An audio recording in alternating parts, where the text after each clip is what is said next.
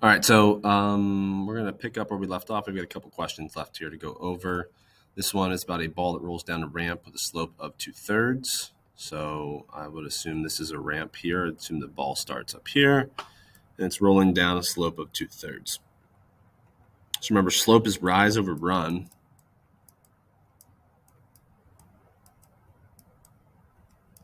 And I would argue since, well, it does have if you graph that line on a graph, it would have a slope of 2/3. But because the ball is rolling down, it's like the height is decreasing. So you might want to think of it as like a negative slope.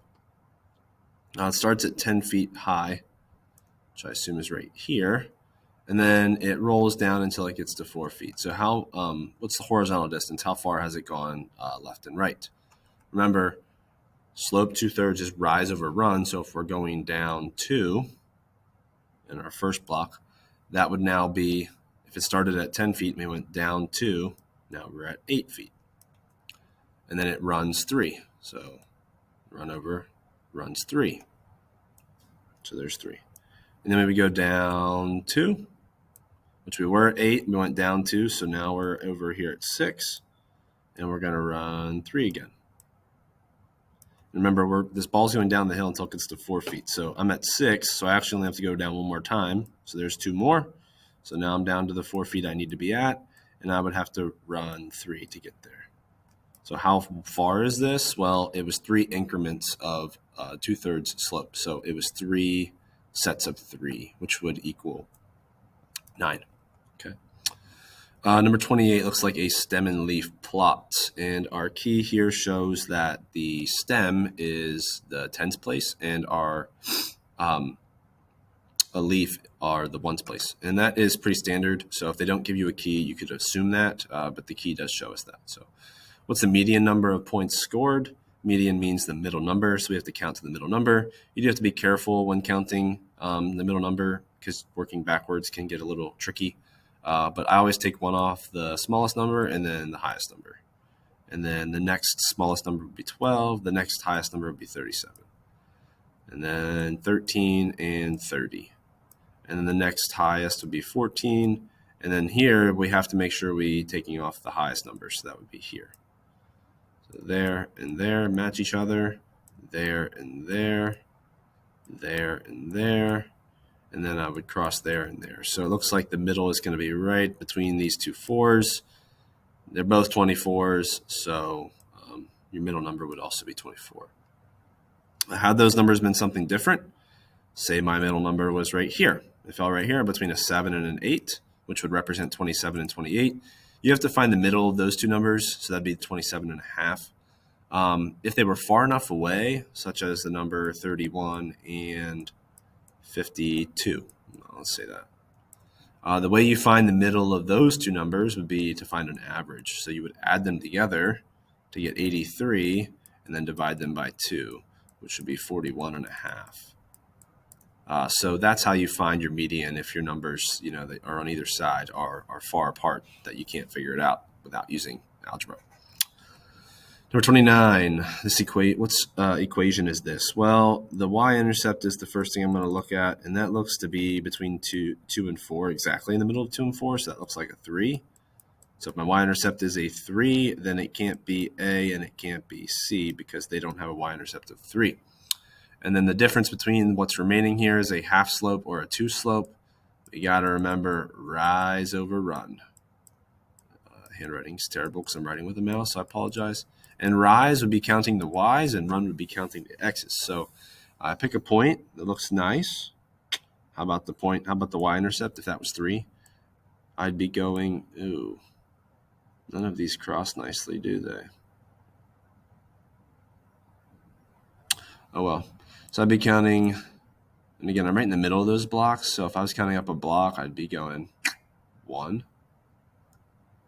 2, so up 2. And over 1. So that's 2 over 1, which is a slope of 2. So that would be D is the correct answer. 30. The daily height and temperatures in degrees is a total record for 1 year. The median high temperature is 62. Okay, so we're talking about quartiles here. And if we're talking about quartiles, you can think of this as a box and whisker plot. The median would be a 62. Okay. And the interquartile range is the distance from the first quartile here to the third quartile here. And yes, there are whiskers here. Doesn't look like we really know what they are. And the interquartile range of temperatures is 32. So I just know that the distance from the first quartile to the third quartile is 32. I don't really know any other information. All right, so which is most likely to be true? A, approximately 25% of the days had a high temperature of less than 30. We have no idea where this is at. All right, if I wanted to get an estimate, if I wanted to like say the median was centered between the two quartiles, which we don't know that. If it was, then this range of 32, 16 of it would be here and 16 of it would be here. So if we had to estimate, this would be like 78-ish. I mean, it could be way off from that, but this is just giving you an idea. And then go down 16 from 62. So that would be what, 46. So that's an estimate. So 30 degrees, to say 25% of the days had a temperature less than that, that would be here to here. 46 is not even close to 30, so that's not even close to being true. 25% of the days had a high temperature of greater than 62. That's not true because 62 is the median, so half of the data is to the right of that because it's two sections of 25 each. So that should say 50, but it doesn't. And look at that, C does say 50, so that I know. Pretty darn close, because if 62 is the median, that's the middle number, then 50% is higher and 50% is lower, and that says that. So that is good. So C is your correct answer there. Question 31, which graph shows a function? Shows y as a function of x, which just means which one is a function. Well, A fails the vertical line test right on the y-axis because you have a closed dot and a closed dot on top of each other. That means x repeats itself, which that is not allowed. B looks good because I can't fail the vertical line test there. The only place I have a possibility of failing the vertical line test is on the y-axis again, but I have an open dot and a closed dot, so that really only counts this as one of the numbers, and that one doesn't count. It's an open dot, so this one looks good. This one fails really poorly, like everywhere. There it fails twice. Right in the middle, it fails 3 times. And this one fails right there and right there. So it definitely is B as the correct answer. And our last question, question number 32 about scatter plots again, which describes the line of best fit. I have a line tool here somewhere. I should use it. Shapes, line.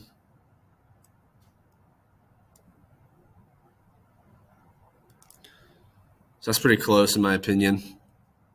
We can definitely tell that this y-intercept is not 10. It is definitely below 10. So I'm going to first start by eliminating the one that says it's 10. And I mean, to be honest, this is not like 1 and 2 are way down here. So I would think that A is not correct and C is not correct simply because of where that y-intercept is. I believe it's somewhere close to 5, 6, 7. So I would select D because of that. But you should check your slope just to make sure. So we should pick 2 points. Here's a point. This would be 5. So that's 5, comma, and it's almost a 10, so we'll just call it 9. And then if I pick a point in the far left, I want to pick a point in the far right so that I can get a really good accurate representation of that line. So here is, I usually try not to estimate too much, but I can't find a good line that crosses, so I'm going to have to estimate. And then that one up there would be 40 for x, and this is 30, so this might be like 37 and a half, 38. We'll just try 37.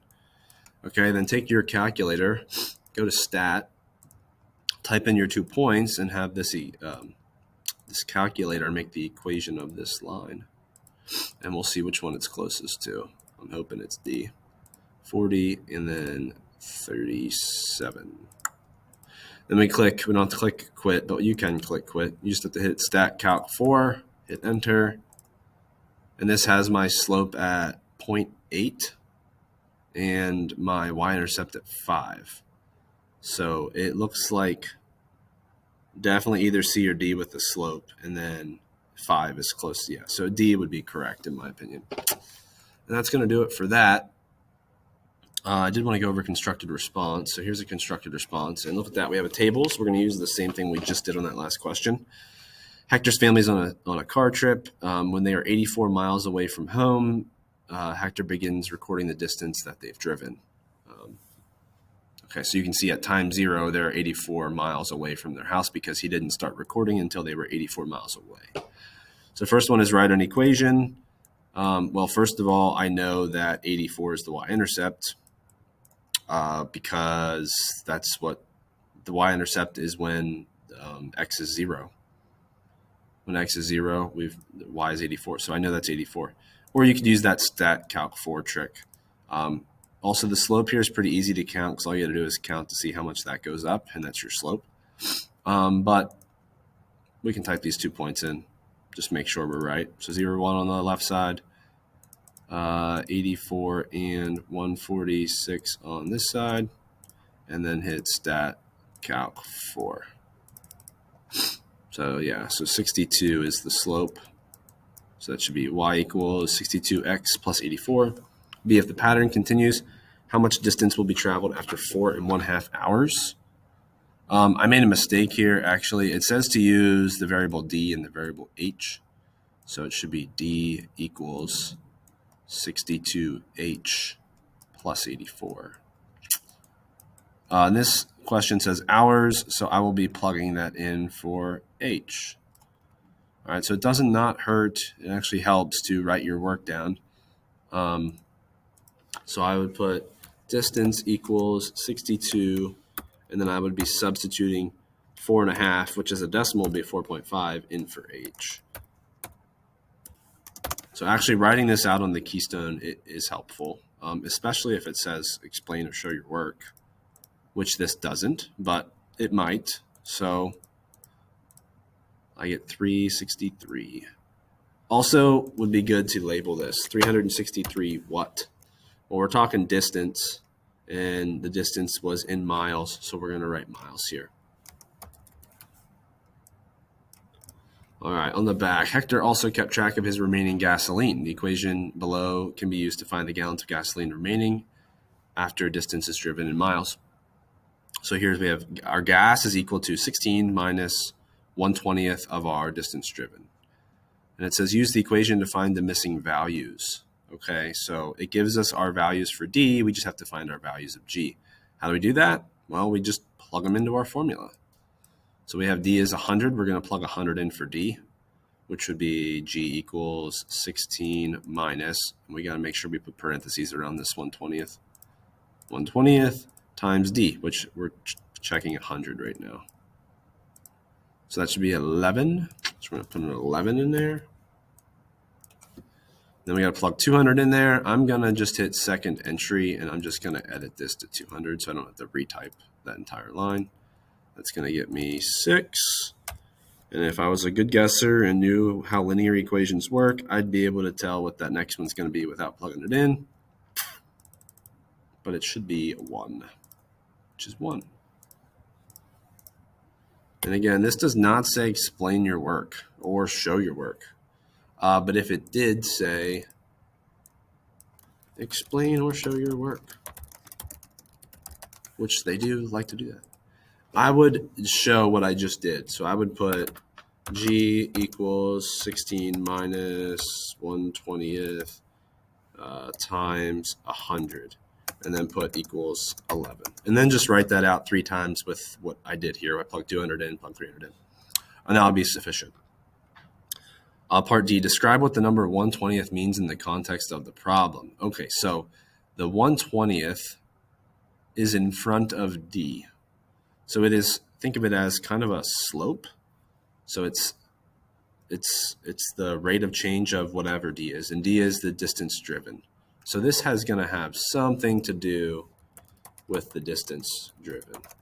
Distance driven, and it's a rate, because the slope is a rate of change. So it's the distance driven per something. And it's usually just the other variable, whatever else is the units we're talking about in this example. So in this case, we're talking about gallons of gas. So it's the distance driven. I think I have this backwards. it would be the gallons of gas used per mile driven. Oh, I almost messed that up.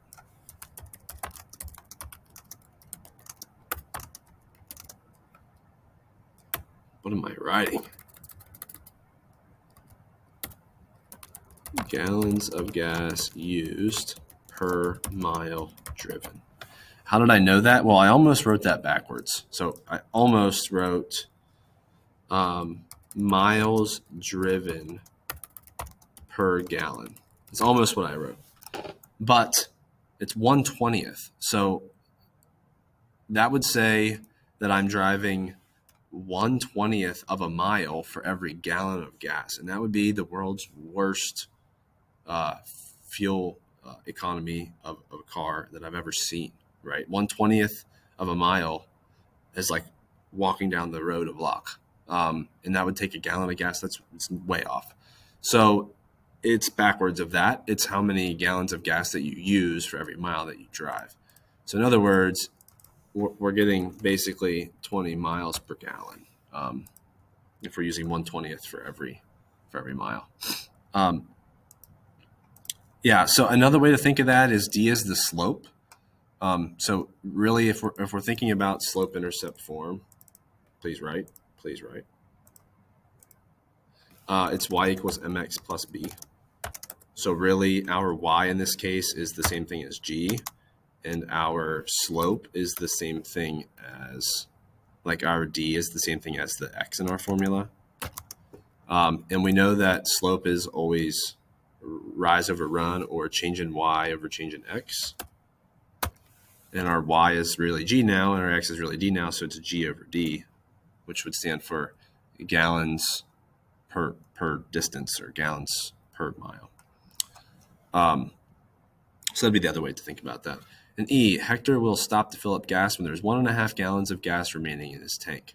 How many hours will he need to drive until he refills his gasoline tank? So this one's tricky because we actually have to use both the original set of information and this new set of gallons information. So the first thing I need to figure out is at what point do I have 1.5 gallons of gas remaining in the tank? So I go to this equation, and again, G says the gallons of gas remaining in the tank. So I'm going to take 1.5 and I'm going to substitute it into this equation. Let's see if I can copy and paste this. Doubtful. Whoa, that's cool. So I'm plugging 1.5 into that equation. So 1.5 in for gallons is equal to 16 minus 1/20th D. Okay, so I solved this for D, and that's going to tell me how far I've driven to get to the point where I have 1.5 gallons of gas left. So all I gotta do is I gotta subtract that 16 from both sides. So I'm taking 1.5, I'm subtracting my 16 to get this. And then my last step would be to divide by my negative 1/20th. So divide by, and then put your fraction in parentheses always. And I get 290. So I get D equals 290. So that is miles driven. So driven 290 miles to get to this point, to get to the point where it's 1.5 gallons. However, this doesn't ask me how many miles I would have driven. It asks me how many hours that would take.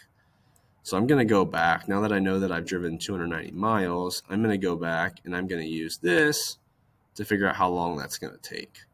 So my D in the formula is standard for distance. So I'm going to use this equation, and I'm going to substitute my number I just found in for D. So we got 62H plus 84, and I'm substituting 290 in for distance. So that's 290 is equal to 62H plus 84, and then I'm solving that. And that should be my final answer there. So 290 minus 84 divided by 62. So 3 point,